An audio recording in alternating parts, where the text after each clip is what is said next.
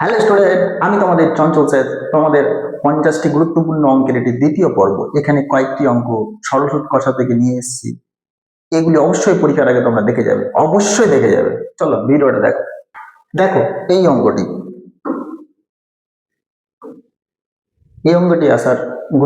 আসার অনেক সম্ভাবনা রয়েছে। অবশ্যই তোমরা মন দিয়ে বুঝো।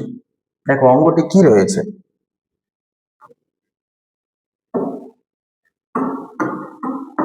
দেখো অঙ্কটিতে রয়েছে, ভালো করে খেয়াল করবে, যে 7 বছরের সুদে আসলে 7,100 হয়। মানে মানে হচ্ছে কিছু টাকা আছে যেটা আসল, এটা কোনো ব্যাংকে 7 বছরের জন্য রাখা হয়েছে। 7 বছর পর সুদ আর আসল মিলে হয়ে গেছে 7,100 টাকা। তো চাইলেই আমরা এটাকে লিখতে পারি আসল প্লাস 7 বছরের সুদ ইকুয়াল 7,100 টাকা। সেম দেখো পরে লেখা আছে 4 বছরের সুদে আসলে 6,200 টাকা। মানে আসল প্লাস 4 বছরের সুদ। তো লিখো আসল প্লাস 4 বছরের সুদ সমান সমান 6,200 টাকা। দেখো খেয়াল করো, আমরা কি করছি, বিয়োগ করে দিচ্ছি। বিয়োগ করে পাই কি, বিয়োগ করলে কি হয়, নিচের লাইনের চিহ্নগুলো বদলে যায়। যেমন প্লাস আছে বলে মাইনাস, প্লাস আছে বলে মাইনাস, প্লাস চিহ্ন আছে বলে মাইনাস। দেখো এই আসলের সামনে প্লাস, এই আসলের সামনে মাইনাস, তাহলে কেটে যাচ্ছে। এই এই 7 এর সামনে প্লাস, এই 4 এর সামনে মাইনাস, তাহলে কত হচ্ছে, 7 থেকে 4 বিয়োগ করলে 3। 3 বছরের সুদ, 3 বছরের সুদ বিয়োগ করো। 7,100 বিয়োগ 6,200 কত হয়, 900 টাকা। তাহলে কি পেলাম আমরা, 3 বছরের সুদ পেলাম 900 টাকা। তো আমরা এখন ঐকিক নিয়ম মারি। 1 বছরের সুদ কত হবে, 3টা ভাগে চলে যায়।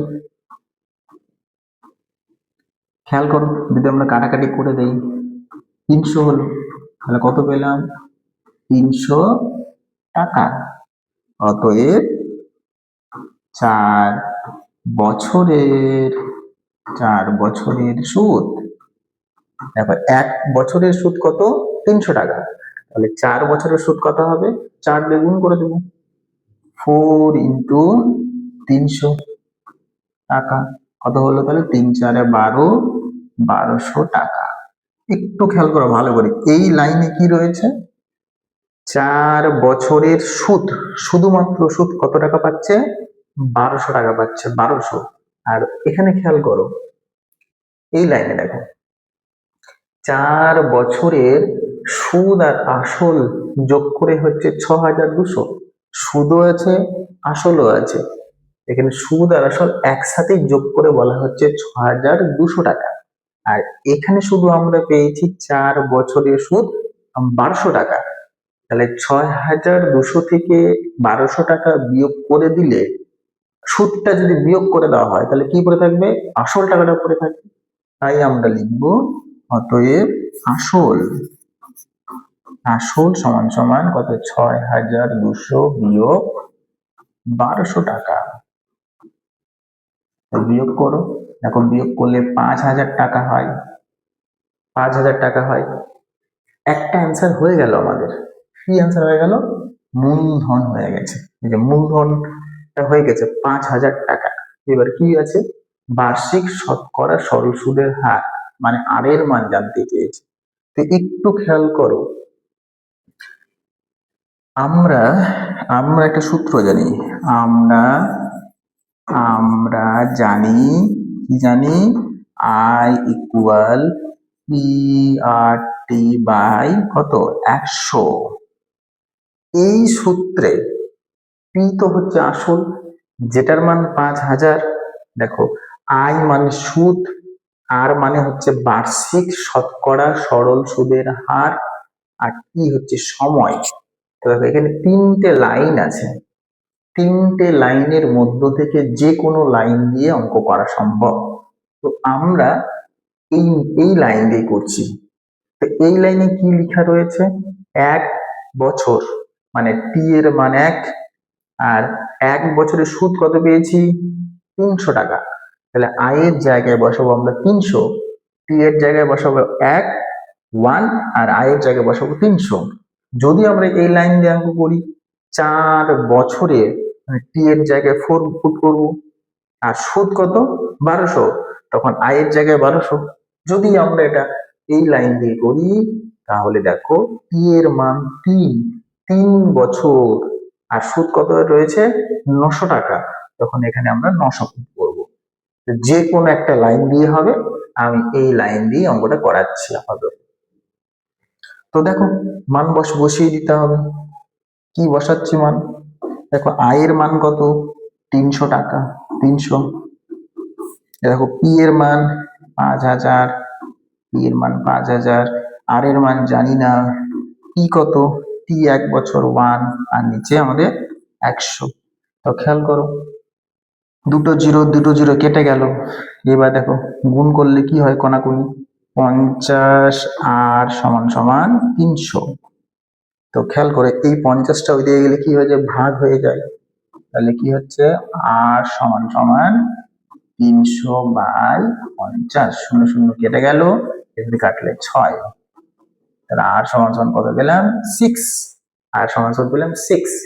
দেখো আরই মান চেয়েছিল বার্ষিক শতকরা সরল সুদের হার, শুধু লিখে দিতে হবে অতএব দিয়ে, অতএব দিয়ে লিখে ফেলতে হবে এই যে বার্ষিক না মূলধন, মূলধন কত পেয়েছি আমরা 5000 টাকা, 5000 টাকা ও বার্ষিক সরল, বার্ষিক শতকরা, বার্ষিক শতকরা সরল সুদের হার, সুদের হার কত পেলাম আমরা 6। যদি আমি শতকরা না লিখি তাহলে পার্সেন্ট দিয়ে দেবো 6%। বুঝতে পেরেছো? চলো দেখো এটা কি লেখা রয়েছে অঙ্কটিতে,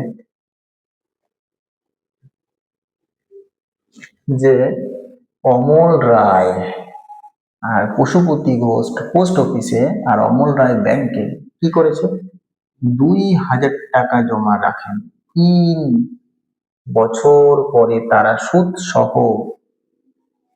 2360 টাকা আর 2480 টাকা ফেরত পান।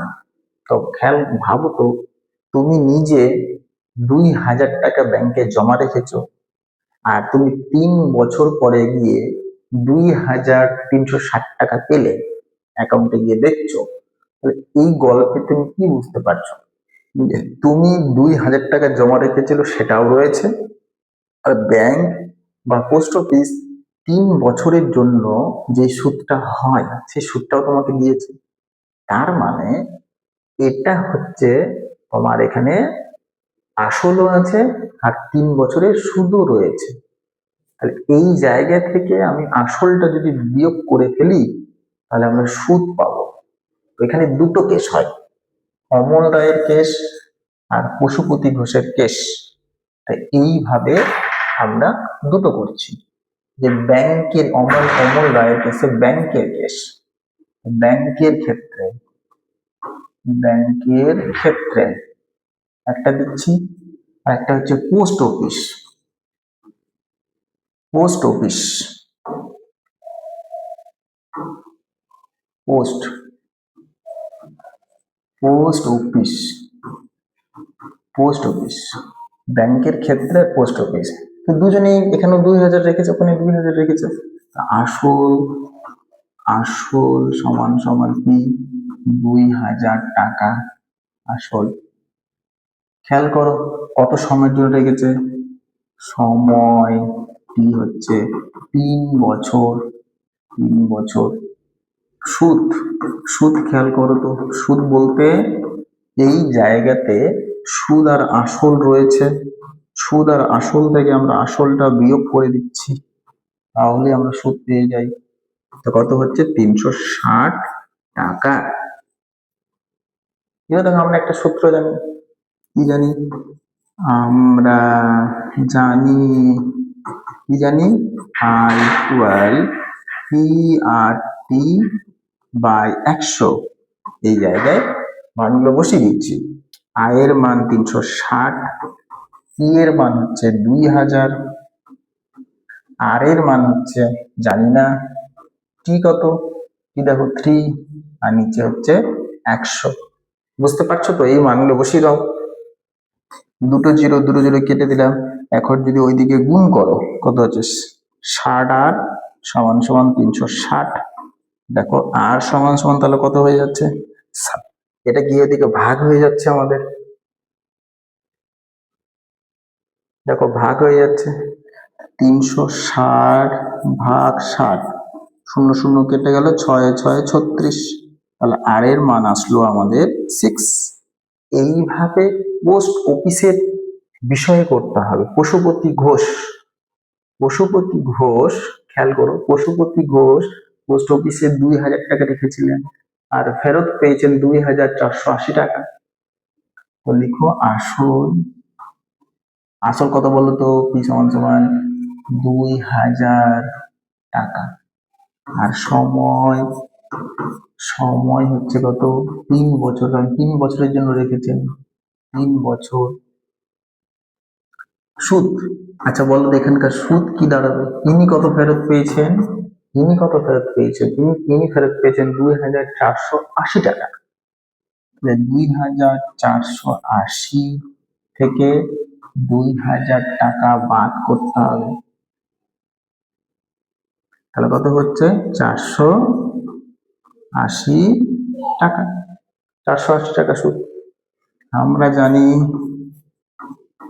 আমরা জানি, কি জানি I equal P R T by কত 100। আই এর মান কত জানি আমরা 480, পি এর মান কত জানি 2000, আর এর মান জানি না, টি এর মান 3, নিচে হচ্ছে 100। দুটো জিরো কেটে গেল। খেয়াল করে তো গুণ করলে কত হয়, 60 আর সমান সমান 480, এই জায়গায় আর সমান সমান 480 বাই 60, জিরো কেটে গেল, 6 8 48, তাহলে আর এর মান কত আসবে আমাদের 8। তো খেয়াল করো, ব্যাংকের ক্ষেত্রে আর এর মান 6 আর পোস্ট অফিসের ক্ষেত্রে আর এর মান 8। অ্যান্সার কি পেয়েছে, বার্ষিক শতকরা, বার্ষিক শতকরা সরল সুদের হারের অনুপাত, অনুপাত চেয়েছে। তাহলে কি করবে, লিখে দিবে, অতএব ওই লাইনটা লিখবে, বার্ষিক শতকরা, শতকরা সরল সুদের হারের, হারের অনুপাত, হারের অনুপাত, হারের অনুপাত কত কত আছে বলতো, এখানে 6 পেলাম, এখানে 8 পেলাম, তো বসিয়ে দেবো 6:8। 2 দিয়ে যদি কাটো তুমি, 2 দিয়ে কাটলে 3 আর 2 দিয়ে কাটলে 4, অঙ্ক শেষ। পরবর্তী অঙ্কটি খেয়াল করো, রেখা দিদি কি বলছে, 10,000 টাকা দুটি আলাদা আলাদা ব্যাংকে জমা রেখেছিল, টোটাল মোট কত বলতো 10,000 টাকা। কিছু টাকা একটা ব্যাংকে রেখেছে আর কিছু টাকা আরেকটা অন্য ব্যাংকে রেখেছে। যদি কথার কথা গল্পের মাধ্যমে 10,000 টাকার মধ্যে 3,000 টাকা একটা ব্যাংকে রাখে, তাহলে অপর ব্যাংকে কত রাখবে? নিশ্চয় বলতে পারছো তোমরা, 7,000 টাকা। কিভাবে 7,000 টাকা, 10,000 মাইনাস 3,000। তো তোমাদেরকে আমি বলছি 3,000টাকে এক্স ভাবো, যে প্রথম ব্যাংকে এক্স টাকা রাখা হয়েছে, তাহলে দ্বিতীয় ব্যাংকে কত হবে, 10,000 মাইনাস এক্স টাকা। চলো এবার পড়ে দেখো, প্রথম ব্যাংকে হচ্ছে 6% হার দেয়, দ্বিতীয় ব্যাংকে 7% হারে দেয়। এইভাবে 2 বছর টাকা জমা রাখলো, জমা রাখার পর 2 বছর পর উনি দেখলেন যে সুদ হিসেবে এই ব্যাংক থেকে কিছু সুদ, এই ব্যাংক থেকে কিছু সুদ, সুদ বাবদ যোগ করে দেখছেন উনি পাচ্ছেন 1280 টাকা। তাহলে প্রথম ব্যাংকে কত জমা রেখেছেন আর দ্বিতীয় ব্যাংকে কত জমা রেখেছেন সেটা বের করতে হবে। তো দুটো কেস করতে হবে, প্রথম ব্যাংকের, দ্বিতীয় ব্যাংকের। তো দেখো,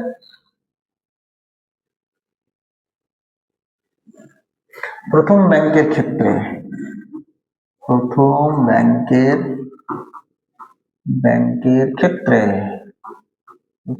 ক্ষেত্রে আসল, প্রথম ব্যাংকের ক্ষেত্রে আসল ব্র্যাকেটে পি এক্স টাকা, এটা ধরি। খেয়াল করো যে বার্ষিক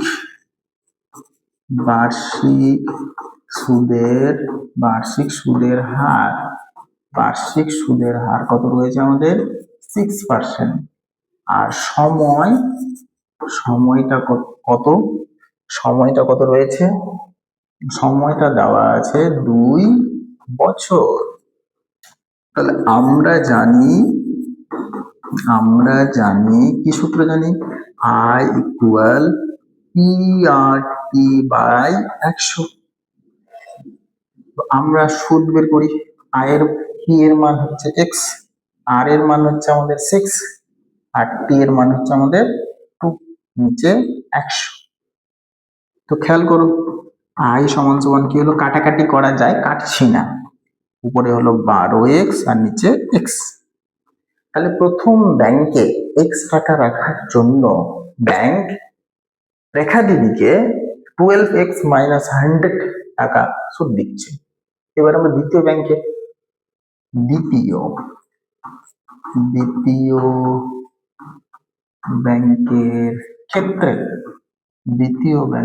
ক্ষেত্রে তাহলে কি হবে, আসল কত হবে বলতো, 10,000 মাইনাস x টাকা। এটা কেন হলো, মোট টাকা 10,000 ছিল, তার মধ্য থেকে x টাকা এই ব্যাংকে রেখে দিয়েছে, তাহলে বাকিটা রাখছে ওখানে, বাকিটা বলতে 10,000 থেকে সেটা বিয়োগ করে ফেলতে হবে, তাই হয়েছে। বার্ষিক সুদের হার কত পার্সেন্ট বলছে, দ্বিতীয় ব্যাংকে 7%। দেখো সময় এটাতেও 2 বছর পর। আমরা জানি I ইকুয়াল কি জানি, বলে ফেলো, PRT বাই 100। দেখো P এর মান কত রয়েছে, 10,000 মাইনাস x, তো P এর মান বসিয়ে দাও, 10,000 মাইনাস x। R এর মান কত রয়েছে, R এর মান 7, T এর মান 2, আর নিচে হচ্ছে 100 I। বুঝতে পেরেছো? এবার খেয়াল করো যে 7 দুগুণে 14, 14 দিয়ে এটাকে গুণ করলে 14, 8 4টা 0, 14 আর x গুণ করলে কি হয়, 14x, আর নিচে হচ্ছে 100। তাহলে দ্বিতীয় ব্যাংক থেকে এই সুদটা পাচ্ছে। তাহলে প্রথম ব্যাংকে এত সুদ, দ্বিতীয় ব্যাংকে এত সুদ, এই দুটো যোগ করে কত হচ্ছে 1280 টাকা।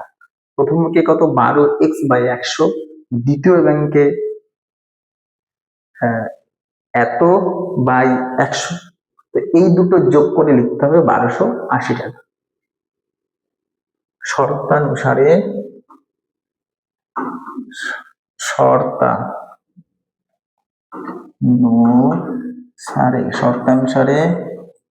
12x by 100 plus 140,000 minus 14x by 100 equal 1280। খেয়াল করো অঙ্কে, খেয়াল করো, এই যে 14 4টে 0 minus 14x by 100, 12x by 100, 1280। এটাই ক্যালকুলেশন করতে হবে। তাহলে লসাগুর যোগ করলে নিচে 100 আমাদের, উপরে 12x plus 1400000 minus 14x by 1280। উপরে খেয়াল করো 1400000, এই দুটো ক্যালকুলেশন করলে 2x, হ্যাঁ, আর 100 নিচে রয়েছে 100, 1280 1400000 মাইনাস 2x। দেখো এটার সাথে 100 গুণ করা মানে কি আরো দুটো জিরো বেড়ে গেল, মাইনাস 2x 1280000 প্লাস ছিল তাই গিয়ে মাইনাস হয়ে গেল সাইড চেঞ্জ করার জন্য, মাইনাস 2x। এটা বড়র চিহ্ন বসে সামনে মাইনাস তো মাইনাস, 12,000 না 1,28,000 থেকে 1,40,000 দিয়ে দিচ্ছি, তাহলে কত হচ্ছে 8 9 10 2 3 হয়ে গেল 12। উভয় দিকে মাইনাস কেটে দিলাম, x সমান সমান কি দুইটা দিকে চলে আসলে ভাগ হয়ে যায়, 2 দিয়ে ভাগ করলে 6000। তাহলে x এর মান কত পেয়েছি আমরা 6,000। আর মানে কি প্রথম ব্যাংকে আমরা কি ধরেছিলাম x টাকা, তার মানে কি প্রথম ব্যাংকে 6,000 টাকা, আর দ্বিতীয় ব্যাংকে কি করতে 10,000 মাইনাস 6,000 x এর মানটা বসিয়ে দিতে হবে, বিয়োগ করলে কত হয় 4,000। 10,000 থেকে 6,000 বিয়োগ করে দাও 4,000। তাহলে জাস্ট এটা অতএব দিয়ে লিখে দিতে হবে, যে অতএব প্রথম ব্যাংকে 6,000 টাকা ও দ্বিতীয় ব্যাংকে হচ্ছে 10,000 মাইনাস 6,000 টাকা সমান 4,000 টাকা জমা রেখেছিলেন।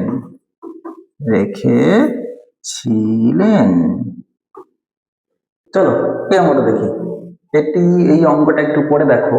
রথীন বাবু তার 2 মেয়ে রয়েছে, 2 মেয়ের প্রত্যেকের জন্য ব্যাংকে কিছু না কিছু টাকা করে জমা রেখেছে, কিন্তু কি শর্তে রেখেছে খেয়াল করে দেখো, যে প্রত্যেক মেয়ের বয়স যখন 18 বছর হবে, মানে এখনো কিন্তু 2 মেয়ের বয়স 18 বছর হয়নি।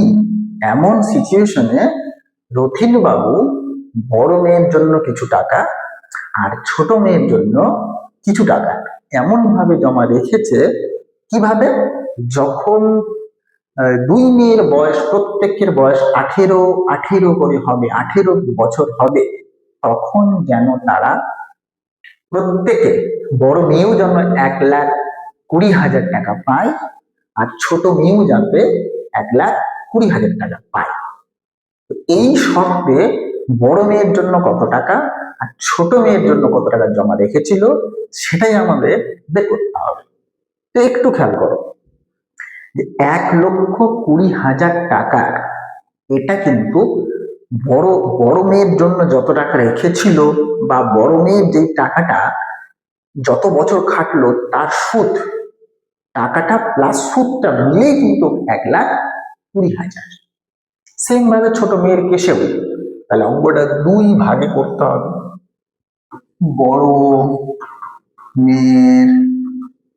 বড় মেয়ের ক্ষেত্রে কি, বড় মেয়ের ক্ষেত্রে দেখি ধরি কত টাকা, ধরি আসল কত টাকা রাখা হয়েছে x টাকা, আসল x টাকা রাখা হয়েছে। দেখো এখানে খেয়াল করো যে বার্ষিক সুদের হার, বার্ষিক সুদের হার কত বলছে 10%। এবার দেখো সময়টা কত, দেখো 18 মাইনাস 13 কেন করা হলো বলতো, এটা খেয়াল করো তো।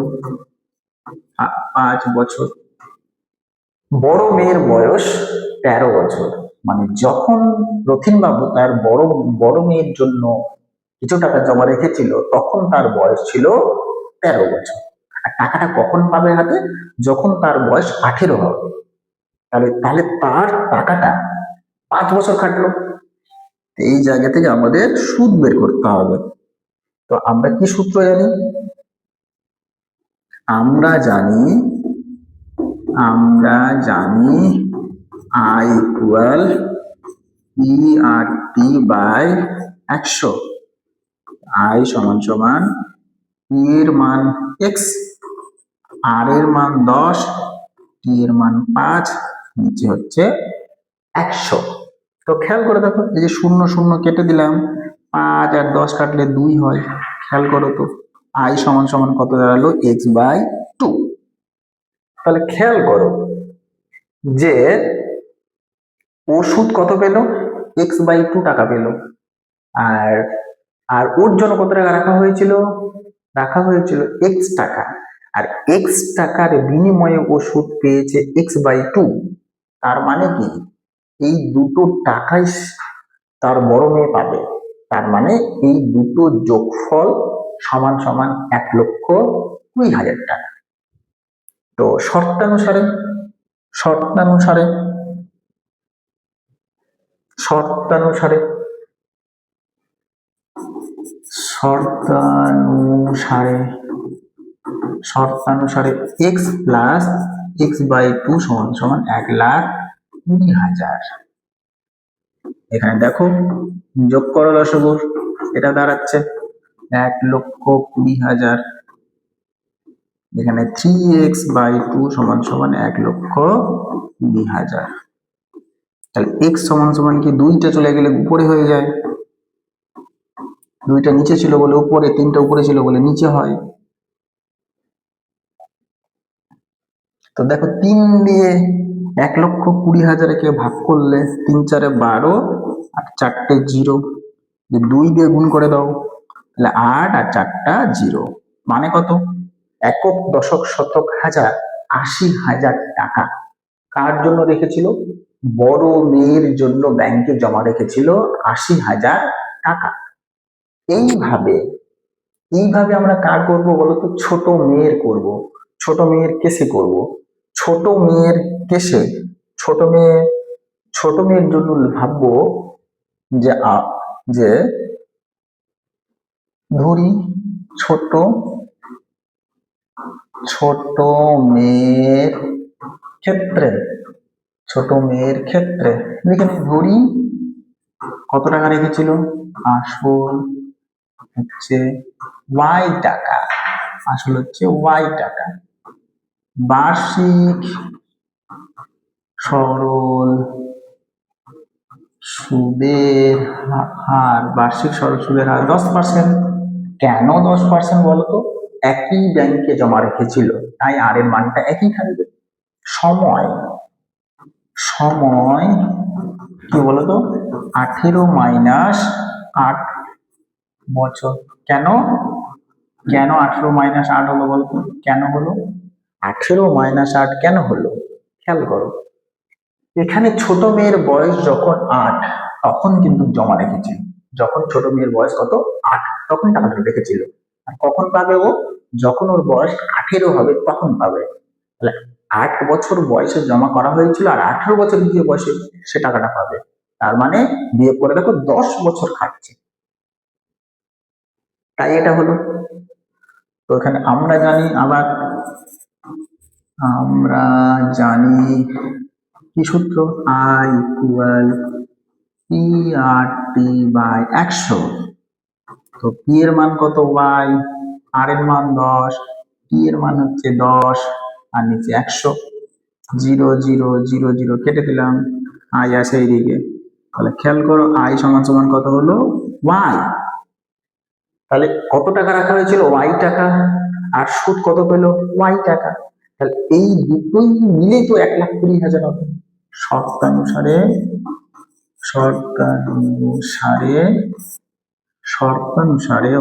y প্লাস y সমান সমান 1,20,000।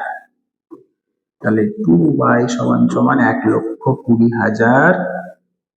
অতএব y সমান সমান 1,20,000 বাই 2 করো 6, 4টা 0। অতএব ওয়াই সমান সমান 6, 4টা 0, তাহলে কত? 60,000 টাকা। 60,000 টাকা তাহলে কোথায় রেখেছিল? ছোট মেয়ের জন্য জমা রেখেছিল। চলো নেক্সট অঙ্কটা। নেক্সট আরো ছোট ছোট দুটো অঙ্ক। এই দুটো অঙ্ক 2 মার্কের জন্য ইম্পর্টেন্ট, প্রচুর হারে ইম্পর্টেন্ট। দেখো অঙ্কগুলো ভালো করে পড়ে দেখো, যে অঙ্কের মধ্যে বলেছে যে কিছু টাকা কোনো মূলধন এত পার্সেন্ট সরল সুদের হারে কত বছরে দ্বিগুণ হবে? দ্বিগুণ, দ্বিগুণ হয়ে যাচ্ছে। আচ্ছা, দ্বিগুণ হয়ে যাওয়া মানে কি? সেই টাকার মধ্যে সুদটাও থাকছে, আসলটাও থাকছে। তার মানে আমরা ধরি মূলধন, মূলধন কত? এক্স টাকা, অতএব সুদাসল, সুদাসল কত? 2x টাকা। কেন সুদাসল? সুদ আর আসল যোগ করে বলা হচ্ছে না, দ্বিগুণ হয়ে যাচ্ছে, কিছু বছর পর দ্বিগুণ হয়ে যাচ্ছে। দ্বিগুণ হয়ে যাওয়া মানে কি? সুদটাও আছে প্লাস আসলটাও রয়েছে। সুদ আর আসল একসাথে একসাথে বলা হয় সুদাসল। সেখানে খেয়াল করো তো, সুদ সমান সমান কি হবে? সুদ আর আসল থেকে যদি আসলটা বিয়োগ করে দেই তাহলে হয় সুদ, বিয়োগ করলে কত হয়? এক্স টাকা। এবার দেখো কি আছে? বার্ষিক সুদের, বার্ষিক সুদের হার রয়েছে, কত রয়েছে? 6.1/4%। ভেঙে দেখো, এটা ভাঙার নিয়ম। 6 আর 4 গুণ করতে হয়, 4 6 24, 24 আর 1 যোগ করলে 25 হয়, 25/4%। এবার সূত্র লাগিয়ে দাও। আমরা জানি, কি জানি? I equal P R T by কত? 100। আই এর মান কত আছে? সুদ, সুদ দেখো এক্স। পি এর মান কত আছে? এক্স। আর এর মান, আর এর মান কত আমাদের? 6, 25/4। টি এর মান জানি না, নিচে 100।